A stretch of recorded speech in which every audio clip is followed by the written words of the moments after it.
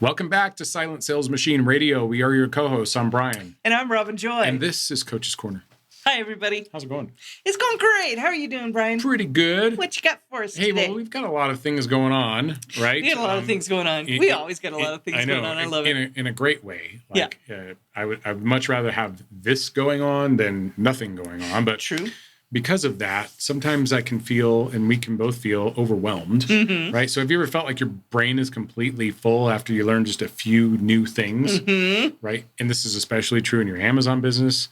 Today, we want to talk about why that happens, why it's supposed to happen, and how do you turn those overwhelming big things into very manageable toothpicks. Yeah. We're going to call it turning 2x4s into toothpicks. All right. Well, how do we do that, Brian? Well, why don't you just kind of set the premise here. We've shared this with a number of people, and we may have even shared it here, but it's so important, I think we should share it again. Okay. Which is the idea of you only have a limited amount of space. Like your brain is only so big, right? Yeah. And you saw this example of this on a YouTube, TED Talk I think. YouTube, yeah, something like that. And we do share this in our workshop. The example is when you have a bowl, let's say you have like a solid bowl, and that bowl is your brain. In order to learn new things, you have to put these big blocks of things into this bowl, and it'll only handle so many blocks, 2x4 kind of blocks, right? And then as you learn about these individual blocks and those topics, then you whittle those 2x4 size blocks down into smaller and smaller pieces. Pretty soon, all of those maybe 10 blocks that you could put in there become 10 toothpicks, and then you can put 10 more blocks in there. Gotcha. But you can't put 10 more in there before you whittle those down. Yeah. Okay. Right? So, yeah, that bowl can only fit so many, and then anything more you put in there, it starts falling out. Right. Right? This is if you ever felt like your brain is falling out, this is why, right? Yes, exactly. You can't shove any more in there. Yeah. Right. So, and the major challenge here of starting the Amazon business, there are really at least 7 different areas that you need to be good at. And each of those areas has, multiple tasks and everything within them. And so what seems like I'm just going to buy and sell things on Amazon can initially feel overwhelming when you're thinking about a whole cycle. And we talk about like going through the cycle, that feedback loop that you get with Amazon, where you starts from when you first buy your thing to when you actually get paid out 100% from Amazon. That's kind of that whole cycle. Weeks down the line. Yeah, that's not a short cycle. It's 6. Well, 8. Compared to what? I mean, compared to other businesses, it's a pretty short cycle. I mean, I could go buy something today and take it to the flea market tomorrow. And, that could make that, faster. But the e-commerce model is more like you got to seed it, right? You got to stage it, right? Yeah. Well, I think any sustainable model probably is. Probably so, because you're in this for the long term, not the one and done. Right. The example I just gave for the flea market is a one and done. And we can teach you how to do that. Sure. Right. But you want something that is sustainable. But then you'd be done. Yeah, exactly. Then you'd be all not worth my time or yours. Yeah. Right. So basically, we turn these things, these big blocks, into smaller toothpicks. So a couple of the big blocks I was thinking of is when people first come into this business, what we call the pre-flight inspection and bridging the gap. Right. Real quick. 2 very important pieces, fundamental pieces, that if you don't get those down right. Okay, so explain them real quick. Yeah. You take one, I'll take the other. Okay, pre-flight inspection. Make sure the brand is correct in the brand field. And it matches what the picture's on is, and matches what the title is. And in our workshop, they started calling it Brian's Triangle. Yeah. Right? Make sure it is a listing that it describes what you are selling and that you understand that, and it's not confusing to the buyer who expects something different because what's in the picture or because of what's in the description. So that's kind of where we go with the pre-flight inspection. Okay, and so branding in the brand field is the most important. And this is like setting up to make sure that you've got an ASIN that is an ASIN that you would sell on, right? A compliant ASIN. That's not going to get you in trouble. Yeah, it won't get you in trouble, right? That doesn't mean we're covering all the bases there, but and it's not a guarantee, but you're certainly stacking the deck in your favor. These are fundamentals. Right? It's the fundamentals. The second part of that is what we call bridging the gap, which is identifying a source, an authorized source or a distributor whether that's a retail or a wholesale distributor or any other legit distributor, right? Doesn't have to be just those two. It has to be authorized by the brand. That place you're getting it from needs to be authorized by the brand to sell that particular product. Once you've got, and the other thing is, it would be nice is if that supplier then can also be authorized by Amazon. Okay. And usually Amazon is doing its fact checking upstream. So they're like, they're going to call the brand. Did you authorize Walmart to sell this product? Oh yeah. Well, Walmart's one of our major distributors. Okay, great. So here's the, you got the authorized source now. You put these two things together, the ASIN and this authorized distributor or source. Now we've bridged the gap. This bridging the gap process is usually the longest pole in the tent, right? And initially, if we just spent 5 minutes describing it, it doesn't really take 5 minutes to do. When I'm explaining Which you get good at it. The first time you do it, it might take a minute. No, I was going to say, when I'm explaining it to someone, I can get it out in just a few minutes.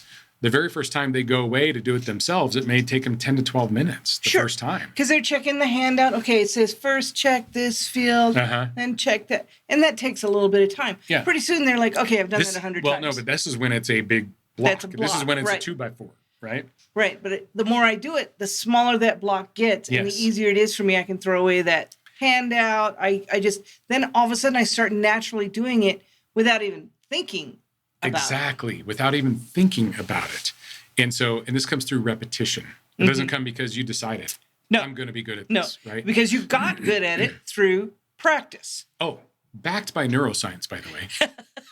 All right. Is anybody else tired of every TikTok I hear is backed by neuroscience? Now, I have no idea whether it's backed by neuroscience or not, but some gal said it was backed by neuroscience, and apparently that's a buzzword. Well, I think, what they're referring to is the reticular activating system, which is that's neuroscience, okay? Which is how does your brain respond to things that you are paying attention to? He's pretty smart, huh? Number one way that he thinks he's pretty smart. That when we say what you focus on, you create more of, that's the reticular activating system or neuroscience, right? It's like if you focus on the crummy parts of your life, if you focus on the good parts of your life, if you are focusing all of a sudden on green cars because you just got a green car and you never noticed how many green cars were on the road, this is what happens all the time. True. Right? Like I never knew there were so many green cars on the road before we bought a green car. I've never had a green car, but you know what I mean? Right? The yellow car, the red car, whatever car, or the brand of car. Like, I thought I was buying something that, wasn't a Ford. That was there were fewer of them on the road. No, there are a lot of those on the road too, right? Exactly. I thought I was buying, everyone was all on the Tesla train for a while, right? Yep. And now you see them everywhere. They're absolutely everywhere. Yeah. Right. If you're looking for them, they're there. It's sort of like iPhone. The phone. Like there was somebody who was calling out iPhone users recently, and they're like, "Oh yeah, follow the sheep and everything." Hey, us original iPhone adopters, we were not following the sheep. Everyone else was doing something different, right? And now it's not a thing. It's not a thing. You're not unique when you own an iPhone anymore, right? True. They own a big part of the market, and now it's not a surprise to you. Like I remember when I first got my very first iPhone, and I was like, then I was noticing everybody's phone. You got an iPhone? You got an iPhone? How do you? Like today, it's so like whatever. That's neuroscience. Okay. Okay. All right. I think I get it. So what you're trying to say here, though, is that when you start looking at ASIN, so you start following these fundamentals, that they will become. Then you'll start noticing when they're there and when they're not. Right. Right. Yes, okay. That's exactly right. So your brain get to know what an ASIN looks like, what a good ASIN looks like, and what a good ASIN doesn't look like. And a good source. And a good source, yes. Pre-flight and bridging the gap. So then what happens is you're able, that first time you go through it may take you 10 to 12 minutes. Yep. Okay. And you start whittle that down. And pretty soon you have completely back-checked done the research on an ASIN in like 30 seconds. And everyone else is like, how did you do that? Yeah. Right. Well, lots of practice. Yeah. It comes with practice. Yeah. That's right. Right. Yeah. So there was something that happened recently around a particular brand, affectionately known as Trader Joe's or TJ's. Yeah. TJ's is not the right brand. No, yeah. TJ's is not the right brand, by the way. Yeah. I've been saying that for a while. And there's some still outstanding questions on these Trader Joe's listings on Amazon. But one thing that did happen is a big batch of Trader Joe's listings were taken out of the catalog because of GTIN mismatches, right? The GTIN's the UPC or the EAN, so that barcode that is on the products. And people had created listings on Amazon using bogus UPCs for these Trader Joe's products. UPCs. Or third party. Yeah, they weren't bogus at the time. I mean, also, things change. Like, there was a time when it was okay to go buy a UPC for 50 cents a piece. I do get that question a lot. Well, why are they out there? Well, 6 years ago even, that was the way you did it. Yeah. And it's not allowed anymore. In the last couple of years, it's not been allowed. And Amazon's been going through the catalog. Trader Joe's is not the only one. Yeah, they're not. I saw one on Crayola last week. But these GTIN issues, they're getting serious about that. It must be registered with GS1 if it's an American product. That's right. Period. I'm glad you said that. This is like... Period. Yeah. So should we adjust how we're approaching things when we're looking at ASINs because of that? I think it's not a bad idea to take a look at that. So this is totally off script, this part of the conversation. Okay. So I came across, here we go. I came across a listing the other day that was like a Trader Joe's. It was actually earlier today. I was reviewing one for somebody and a coaching student. And it was Trader Joe's product? It was a Trader Joe's product. It was branded correctly as Trader Joe's. It wasn't the hacked TJ's, but it didn't have a UPC. And this is not unusual. Right? Because there was a time, and I think there still is a time today, that you can get what they call a GTIN exemption from Amazon to list a product without having to supply a UPC. And so just because a product doesn't have a UPC doesn't mean it's not good. Not necessarily. Right? No. It also doesn't mean it is good. Right. Or it is good. Right. You don't know. It doesn't mean either way necessarily. Yeah. At one time, it probably had a GTIN exemption if it doesn't have one. But Amazon is starting to take those exemptions back as well. So what do we do about that? Wider, not deeper. That's right. I never, ever, ever want to be too deep in any one given ASIN. I'd rather do 100 ASINs with 10 units in them than 10 ASINs with 100 units in them every time, because something's going to happen. Amazon's going to do a cleanup of things that, in this case, they've always. Maybe not always. At least in the last couple of years, they have said this. I'm saying maybe 3 years. And they, every once in a while, go through and clean up the catalog. And it's usually around October. It's usually right in the beginning. I mean, I don't know why anybody's surprised that these cleanups are happening this time of year, because it happens every year. I do know, because they're newer sellers and they have an experience. But once you've been here a few years, something's going to happen every year around this time, and other times too. But the way you keep yourself safe is not to put too much in any ASIN. Oh, you fall in love with them though, man. Oh, I could sell so many more of those. Well, I think it feels like the easy button, quite honestly, when you're coming on and you're like, oh, I can't find anything to sell. Oh, but I got approved for this bogus brand called TJ's, and it's Trader Joe's product, so I'm going to go buy it from Trader Joe's. And we had a client that we notified via email about this, how to double check your listings. And he's like, why didn't you tell me this from the beginning? And, to be fair, I probably would have asked the same question, but what's the answer? Well, we try to tell you these things. You can't always hear us, though, because you're in the middle of your own study. And sometimes it's just too much and you can't take it in. It's one of those 2x4s that doesn't fit in the bowl anymore. Right. Exactly. So, I mean, Amazon's told us, we've told our students when it comes up, like, we can't tell every single little thing. But this is becoming, but the reason we're mentioning it now is because this is becoming, again, coming up to be important at this time this year. Well, and my response was like twofold. One, this is a GTIN, and GTINs have been a thing for several years, and we have mentioned it. The other thing is Trader Joe's. We've always tried to steer people away from that, especially after those brand names got modified. It used to be that everything was Trader Joe's, and then a big swath of them got changed to TJ's at some point in the last couple of years, and it just felt like something could go wrong there. And so I know it feels like the easy button because you can go get more there, and a lot of new people start there. We're advising against it at this point. But it's your business, and you're going to take the risks that you're going to take. I just want to say we're bringing this up because in the last couple of weeks, we've had no fewer than 3 people come to us and say, 90% of my business has just gone in the tank because they took out half of my TJ's listings, and I'm afraid they're going to take the rest. And so am I. So what do we do about that? And do we not teach them to diversify their catalogs? No, of course we did. Catalog. Of course we did. Yeah. Right? So this is not about defending us. I mean, I know. This is about, please hear us. We are telling you this is important right now. Right. It is coming up. Sometimes it's more important than other times in the year. Right now, it's very important that you pay attention to these things. The reason I wanted to say we did mention it, right? Yeah. We did say stay diversified because we know that these things can happen. We've seen it. I've seen it every Q4 for at least 6 years, right? Mm-hmm. There's always some October surprise that happens that everyone's like, oh my gosh. I mean, a few years ago was Coach. I mean, we knew many people who completely went out of business because of that. Yeah. And then was it Clinique? And then Clinique happened fairly recently. If you are heavy in one brand, get to diversifying. Mm-hmm. Now, in the beginning, your first couple, I tell you, you get approved from one brand, go find out what else they have. Yeah.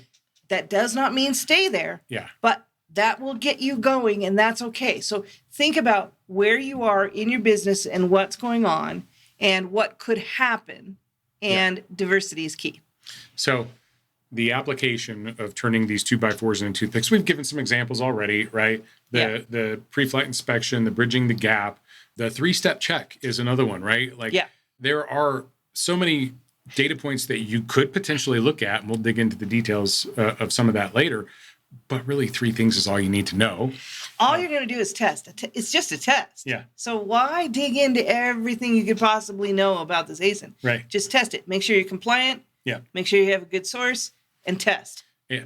Setting up a repricer. The very first time you do that, that's going to be ask anybody who set up a repricer. The very first time you set up 3P Mercury and figure out the workflow in there, that's why we have specialty coaches who help you get that done. Yeah. Right. It's absolutely worth it when you've got a tool that can help you help you be much more efficient in your business. Yeah. That's why repricers and 3P Mercury and doing bulk sourcing. Yeah. Right. The very first time you do bulk sourcing, that's a 2x4 too. When I demonstrate that to people, and I'm like, click, click, click, click, click, click, click. I get it. I can, do it in like 4 minutes or whatever. And then they go home and themselves and try to unpack that and do it. And they're like, it took him a whole hour just to get one export out, right? Yeah, and that's normal. It is normal, yes. That's okay. Yeah, but what happens is as you get better at these things through repetition, they get smaller. Now your capacity expands.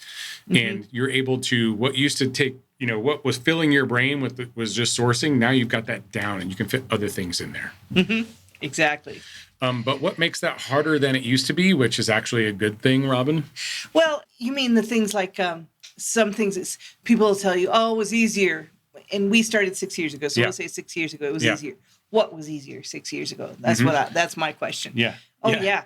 It was easier to get ungated 6 years ago. Absolutely. Yeah. But have you, I could take you if I had filmed some of this or recorded some of this, whatever, what year are we in, and tell you that it was so hard to make a shipping plan to send to FBA that you pretty much had to buy a tool day one to do that. Yeah.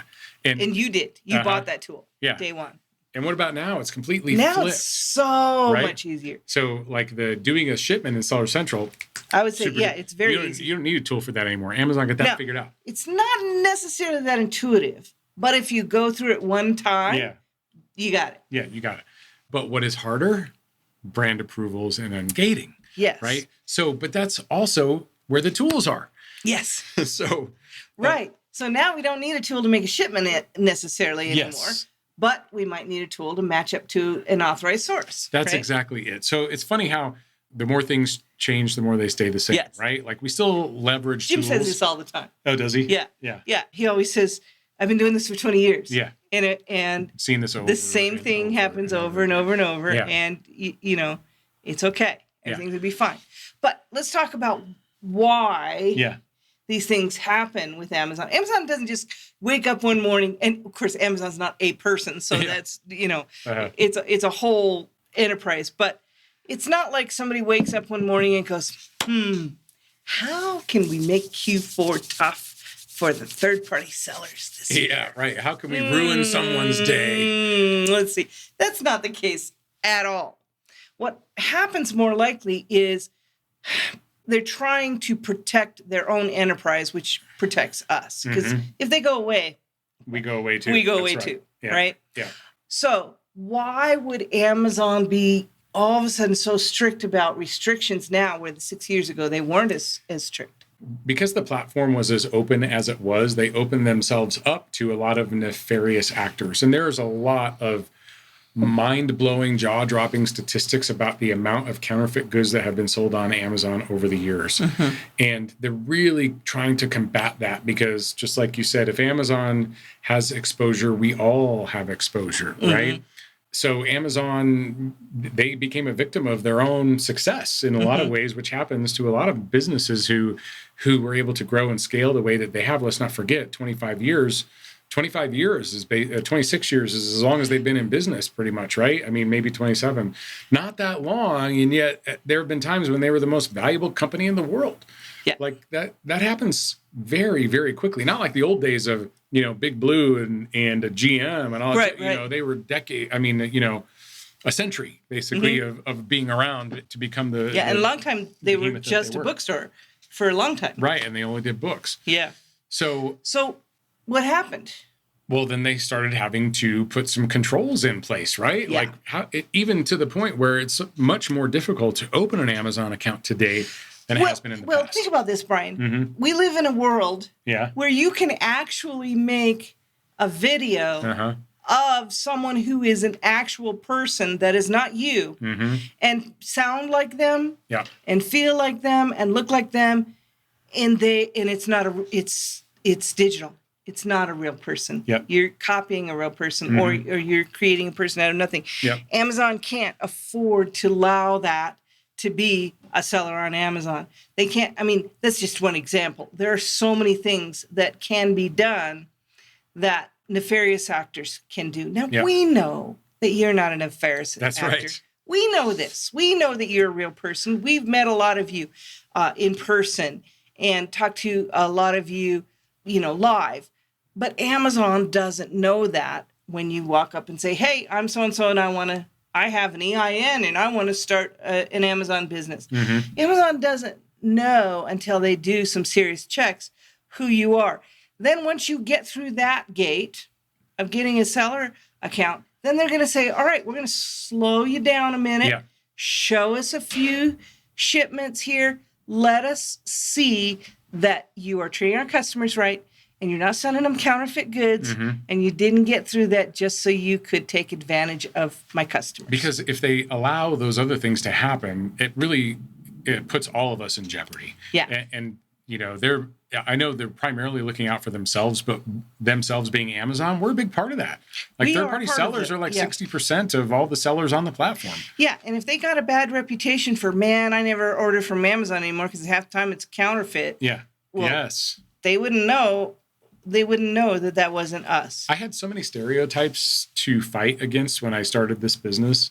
One of them was, oh, you mean the Chinese store? It's just Chinese crap. And I was like, no, it's not. Like, there are legitimate business owners like me who are selling products on Amazon. To be clear, there are legitimate Chinese sellers as well. Yeah, I know. But I'm not saying they weren't legitimate. It just is, the old school mentality of if it's made in China, it must not be of high quality. Right. Which is not necessarily true. Not true. But definitely something that people were thinking for a while. Yeah, right. And so, sorry, I didn't mean to disparage anyone or anything there or any country with that. But so ultimately, I think you should be glad that there is a higher barrier these days. It's actually protecting you. And here's the hidden benefit. We always talk about the benefits of testing. One of the benefits that people don't recognize frequently in this business with the higher barriers is you can take more pride in them what you achieve. Yes. Because not just any person can make up an identity and start selling junk on Amazon. Right. It's absolutely true. And give you a bad name. So if you have become successful, you've done something. Yeah. And it's not something that everybody will do. Yeah. It's just not. Yeah. Everyone could do it, but not everyone will do it. Yeah. Right? So the barrier is higher.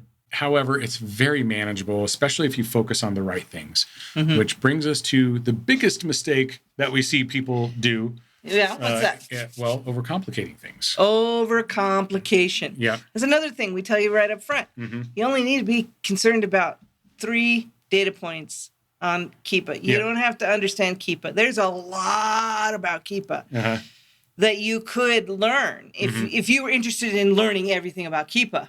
Yeah. But you're interested in making a profit. What do I need to make a profit? I need to test an item to see if it'll give me a profit or not. What do I need to test an item? It's just a test. 3 data points, in my opinion, will do that for you. That's right. Make sure it's moving fast enough.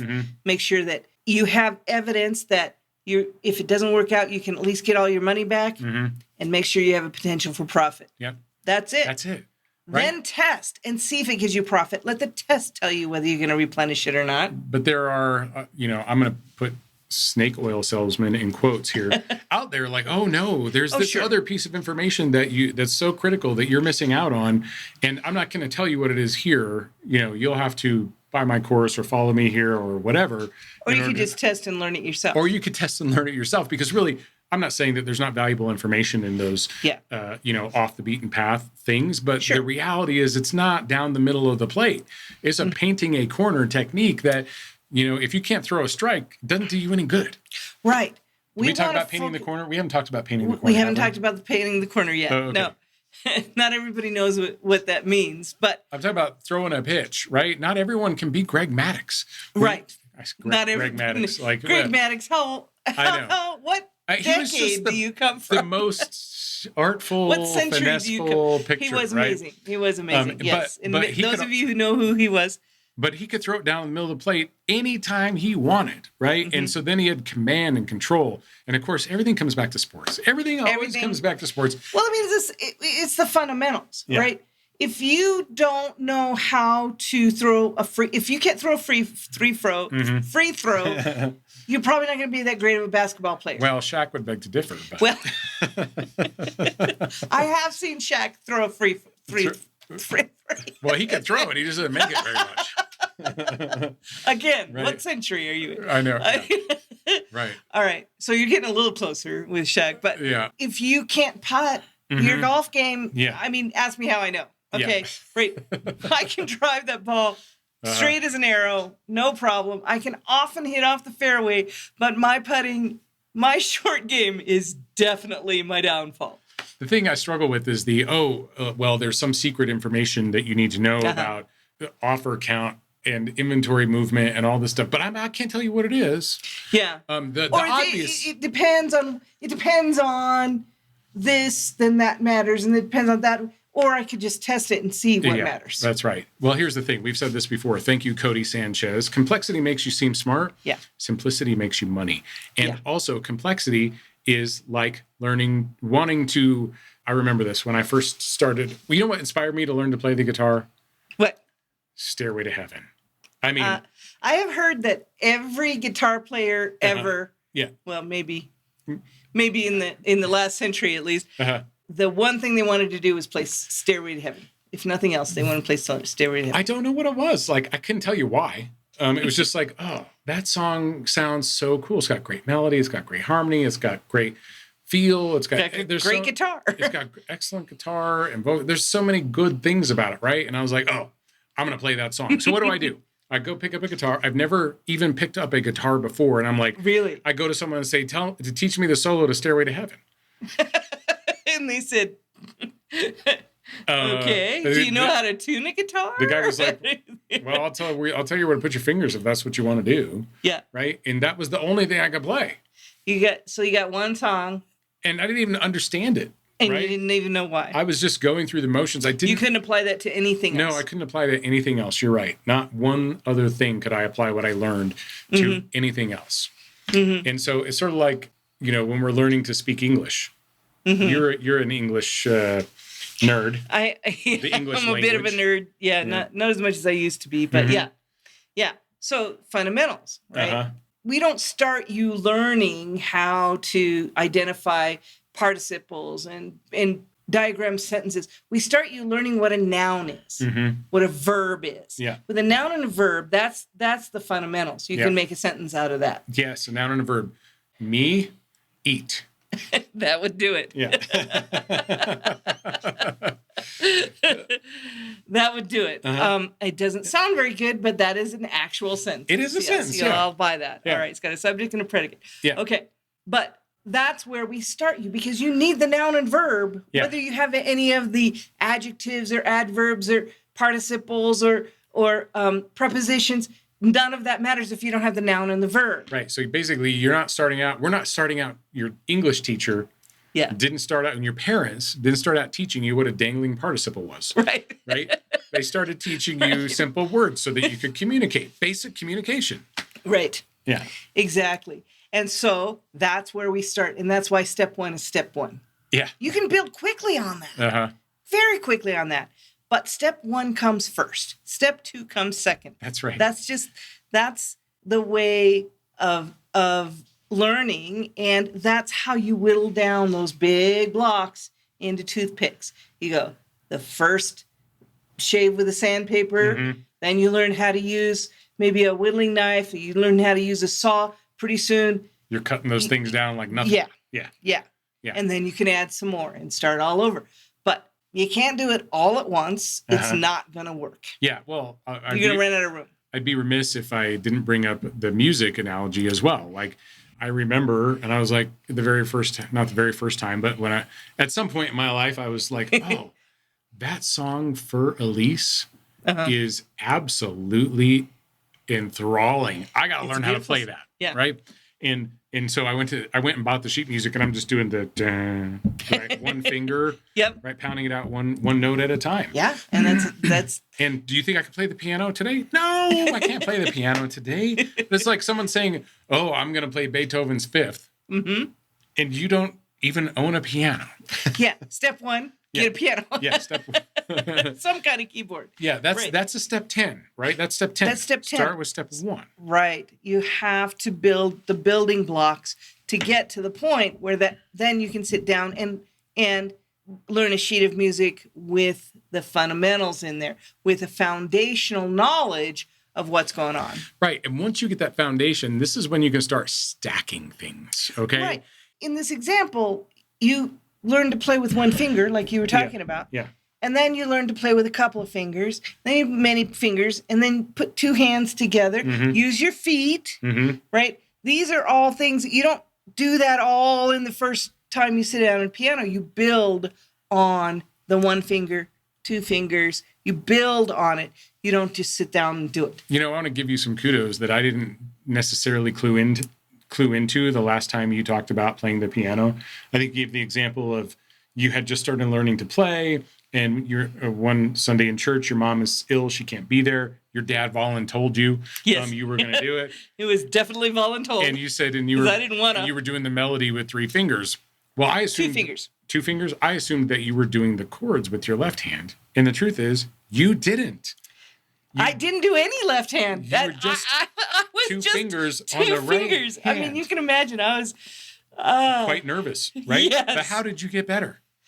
Doing that. Yeah. And before long, I was playing the offertory. I was playing specials. I was being asked to accompany people because I didn't have the nerve, but I borrowed my dad's nerve, and I did it anyway because I did it anyway. Right. You start stacking things on top of the things that you learned. And then once you get good at things like throwing a strike right down the middle of the plate or finding ASINs to test by exercising the 3-step check, then you start stacking some things onto there. And we talk a lot about in the Keepa space, like the Keepa course goes from beginner to advanced. And in the advanced... The Keepa 360 course? I'm sorry, the Keepa 360 course, yeah. In the advanced section, it's advanced. Like, I'm not kidding. Right. There are things in here that you shouldn't go right to if you don't know the first thing about Keepa, right? It's not, you're going to find some awesome strategy there that all of a sudden is going to make you rich selling on Amazon. That's not how this works, right? Right. But what you can do once you get the 3-step check down, then you can implement a strategy that I know you're very fond of, which is the back-ordered or... Oh, yeah. The back-ordered strategy, right? These are all things that you add on. Yeah. This is why we made the 3-step check not particular about what sourcing method you use. It works with all the sourcing methods, with any of the sourcing methods. So you get the basic manual sourcing down, then maybe you add a tool to it, and then you start adding different things that will add to it. That's going to make a difference in 5%, though. Most of your foundation is built on what's already works. But, 3-step check is the foundation for all of those that you build on. Right. But it was built by manually putting in an ASIN, checking it, make sure it's compliant with a source. I thought you were saying that the back ordered only matters a small percentage of the time, which is true. Right. That's what I'm saying. Okay. So then once you build a foundation with that, then you start adding in these little things that matter 5 or 10% of the time. You stack those things upon your foundation. That's right. That's what I was trying to say. You're putting more 2x4s in the bowl because the other 2x4s now are super small. Yes. Right? Now they're toothpicks. Now they're toothpicks. So you have a system. Once you have a system, which is what our frameworks are really all about, is a system for you, and it's a starting point. Once you get good at that, you take it and make it your own. Like I mean, it's just only suggestions. Obviously, you do what you want to do, but it's sort of like competing with Amazon or trying to find FBM only listings or other strategies. Right? These are additions. There are a bunch of them, and you're going to start adding those on. For sure. But this goes to, I think, a critical point that I'm not sure we brought up yet. But when you're starting in this business, there's a lot of noise. And you spend a lot of time trying to distinguish the difference between noise and signal.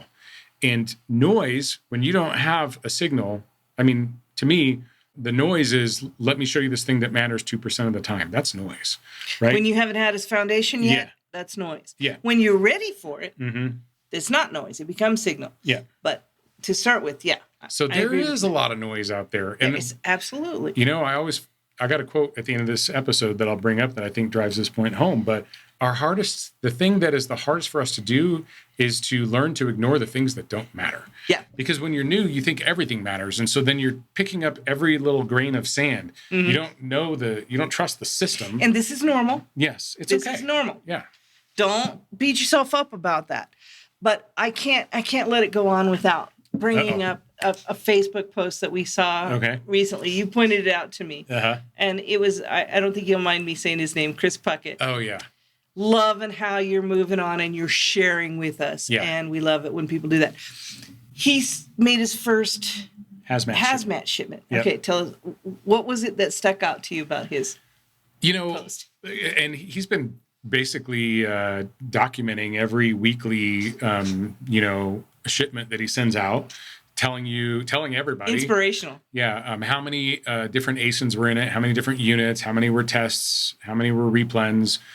He's almost using all of us as his accountability partners. I love it. Me too. And in fact, he's not the only one who does that. No, I know, but the transparency especially with this particular post around his first hazmat shipment. And he's like, full disclosure, I knew I wasn't going to make any money on this. It's the first time I did it. It was a 2x4 for him, right? But he had to go through the process. But he acknowledged that. Yeah. And I think he said he made like 60 cents profit on each item. But that wasn't the point of it. The point was to get through that first one. Yeah. And now he knows a whole lot more, I hope. Yeah. Maybe he'll let us know, than he did the first time. And what I love about that is that he expected the problems to be in the first one. He expected mistakes to be made. He knew that he would not get past to the other side until he just did it anyway. That's right. So the point here is start simple, right? Get the basics down, learn how to turn those 2x4s into toothpicks through repetition, and then you can start to add and stack some more complex things in there. Yes. And be grateful for the barriers that exist, because if they didn't exist, you could be not have the ability to sell on Amazon tomorrow because they could be gone. Right. And just keep this one thing in mind. That would be a wake-up call for a lot of people. You coming in and saying, I want Kang's $3 million replens business. I want Grant's multi-million-dollar replens business, whatever. Is like me saying, having never picked up a guitar, that I'm going to learn, that I'm going to be the maestro, the master of Stairway to Heaven. Okay. Show me that. Give me that guitar. Show me how to do this. Right.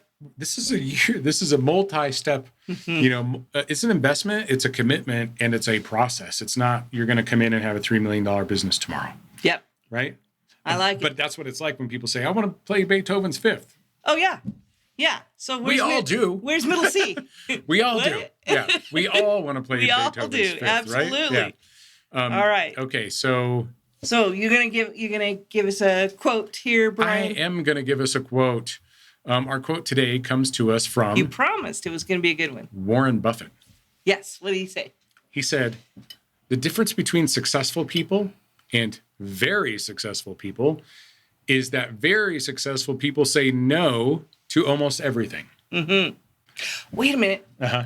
I mean, I always thought that this meant, okay, I'm focused. I have to say no to going out with my friends or hanging out with, my family. I have to say no because I'm focused. Is that what he means by that? I think it can mean that. I think it could also mean when people are asking you, do you want to do things that, or you want to do, here's a distraction that you could potentially get distracted by. It certainly applies. But in the context of this episode, I would say saying no to the things that only have a very small percentage impact on your business versus focusing on the fundamentals. Say no to the noise. Say no to the noise. Focus on the signal here. I just can't let it go without something that's occurring to me right now. Okay. And this is off script, I know, but Uh-oh. Here we go. Isn't it true that when we're sourcing and looking at ASINs, we need to be able to say no to way more than what we say yes. Exactly. Yes. This is what I always go back to what a former coach said. Like, once we get good identifying the junk, then we can focus in on the things that matter. There we go. Right? All right. So when we're chasing those complicated strategies that we're not maybe quite ready for, and we're digging into those niche tactics and getting distracted from building our foundation, and what do we do to cure that? We focus on what really moves the needle, which is test more ASINs. Test more ASINs. Let's go test more ASINs. All right. Thanks, Great everybody. to see everybody. We'll talk to you soon. Talk to you soon. Hey, thanks for hanging out with us on today's episode. But before I let you go, once a week or so, I like to bring on my good friend, Mr. Jeff Schick from jeffschick.com, spelled just like the razor. He is our resident favorite Amazon, eBay, and Walmart policy and legal expert. And we haven't really spent much time with him before talking about Walmart, but they're starting to see some more action in that department among the client base. And I just wanted to hear what's on his mind in regards to a Walmart. What are you seeing these days, Jeff? Yeah, so what we're really seeing with Walmart is a maturity of the marketplace. So, back in, a couple of years ago, Walmart was kind of like no one cared about, and it was, the Wild West. And then even up until like last year, still, it's kind of the Wild West. They didn't have much enforcement of policies, or it was sporadic enforcement. But this year, we've actually seen quite a shift. And so we're starting to see seller account suspensions. We've also seen terminations as well on Walmart now. And Walmart's a bit interesting because they actually, suspension means you can submit an appeal, and a termination letter will actually say in there, no appeals will be accepted. Now, on the bright side, Amazon terminations, they've been trying to do this tactic of withholding funds and inventory. Luckily on Walmart, they don't lock your Walmart fulfillment services inventory, and they do release your balance after 180 days. So that has been a positive for sellers, right, on the platform. But yeah, they are maturing. They're definitely more concerned, about what they're asking. So if they ask questions, they expect truthful and complete answers. And so one of my favorite quotes from when I went to Penn for law school that they had engraved on Ben Franklin walk was obviously by Ben Franklin, and it was that half a truth is still a great lie. And that is true on the e-commerce platforms. Yeah, don't be deceptive. If you don't know how to answer a question, don't just wing it. Right. You have someone like Jeff and his team in your corner, which is what we do. We don't have to worry about guessing. You've seen this stuff before for just a few dollars per month, man. You guys have helped us out countless times. Right. That's just our account, let alone all the people in our community. Yeah. So Walmart's getting more serious. It's not as much Wild West as it used to be in regards to how they handle sellers. And it's time to have some advocates on your side so that you stay in the lanes. Anything specific that rises like universal concern with with Walmart that needs to be on our radar? Anything else come to mind? Well, there's two things. One of them is from our perspective, we do cover Walmart, but only on certain plans. So the way our tiered structure works is that we've got our base tier, which is a couple dollars a day, and that covers one marketplace. That's either Amazon US or Walmart US. And then we've got our mid and high tiers, which cover both Walmart and Amazon. So I encourage sellers, if you're one of our on our base plan, and you want to make sure your Walmart account is covered in addition to your Amazon account, just reach out to our team, because we can take care of that upgrade for you in about 5 minutes. So it's not a and it's not a big deal. Expensive upgrade either. No, it's $50 a month. So it's $50 a month to add an extra platform on. And just to put in perspective, we had a seller recently get suspended who was on our $99 plan that didn't have Walmart coverage, and unfortunately, the Walmart suspension still cost them $2,700 because they weren't covered, since they didn't have coverage. So, we're trying to make sure people understand that, if you have multiple marketplaces you sell on, make sure you let us know so we can cover you. But the big, on the other side, the non-self-interested takeaways, thinking about it from Walmart, when they ask questions, make sure that you answer them completely. When it comes to policies, don't look for creative solutions. For instance, if you accidentally sell products, maybe you put them in a bunch, like you have an API issue that it uploads, 50 units of a Nike t-shirt that you actually don't have in stock. Don't go in and try to get creative, and find creative ways around messing up your ODR. I always tell people it's way better to just get suspended on Walmart for doing something wrong than to get suspended for committing fraud because you tried to cover up what you did wrong. Because Walmart is extremely forgiving for mistakes if you don't commit fraud. But as soon as you cross that line of deceptive behavior, just like Amazon, once you cross that deceptive behavior line, they don't care to see you come back, and they won't have you come back necessarily. Right. So balance before you check any boxes or agree to anything or sign anything that looks like legal or policy. Just send it to Jeff and his team for just a few dollars per month. That's what I'm hearing. That's what we do, and I just appreciate your services so much, man. Yeah, absolutely. Oh, and the other big one too, Walmart IP complaints definitely require legal They're starting to do those too, aren't they? They do. They have, so brand registry is what Amazon has for reporting IP complaints to the platform. On Walmart, it's called Brand Center. And everything on Walmart's very similar. And so, if you get a Brand Center complaint, one of the things that Walmart will require when you try to submit an appeal is that you submit an indemnification to them.